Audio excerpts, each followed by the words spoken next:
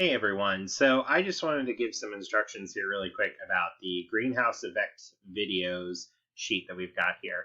So this first paragraph here just kind of gives a general overview about the greenhouse effect and what it is. Basically, it is what helps keep Earth warm, but it also is a principle that causes greenhouses and other types of things to become warm as well, with the way that basically solar radiation gets trapped and created into heat.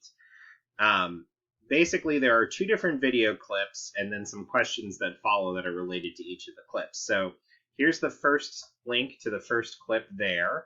So once you're watching that video, you can kind of go through and start answering these questions. The first one here talks about the average and extreme temperatures of the moon and Earth in terms of Celsius. Normally, we don't look at Celsius whenever we look at the normal weather forecast, so it might be kind of hard to understand these extreme temperatures in Celsius, so we're going to try to convert them into Fahrenheit.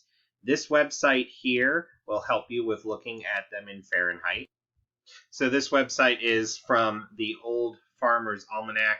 So as you scroll down here, it talks a little bit about how to do the conversion if you're actually doing it in terms of mathematically, how to do the formula to convert it. But here you can get an automatic conversion. So let's say that I was looking at a temperature that was 100 degrees Celsius. If I type the 100 in for Celsius, it automatically translates it to Fahrenheit. And same thing, if I reduce it instead to, let's say it was 80 Celsius, it'll make that much in Fahrenheit, or negative 50. Either way, it'll convert on that side. But please make sure that you're entering in your numbers on the correct side. You want to enter in the Celsius on the Celsius side so you can get the Fahrenheit answer on the opposite side. So you're just converting all of these temperatures in Celsius to Fahrenheit to get an impression about these average and extreme temperatures for the moon and for Earth. Number 2 asks, what does Earth have that protects it from extreme temperatures that the moon does not have? So again, think about what is different between the Earth and the moon in that regard. Number 3, what makes carbon dioxide and methane able to absorb infrared rays? So again, the video explains a little bit about what makes carbon dioxide and methane a little bit different.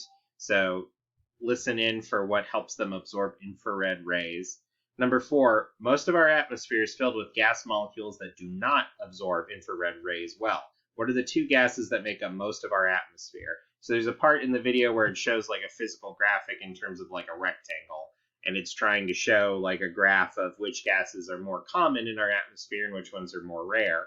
So the 2 that are most common are also the ones that do not do very well for absorbing infrared rays. And those are the 2 that you're looking for there. Then there is a second video link, and you'll click that. With this part again, what's going on in this clip goes with the questions that are beneath it. So number 5 asks, what are the 2 impacts of rising global temperatures mentioned at the start of the video? So they talk about if our global temperature continues to go up, what could potentially happen? So that's what you want to answer in those 2.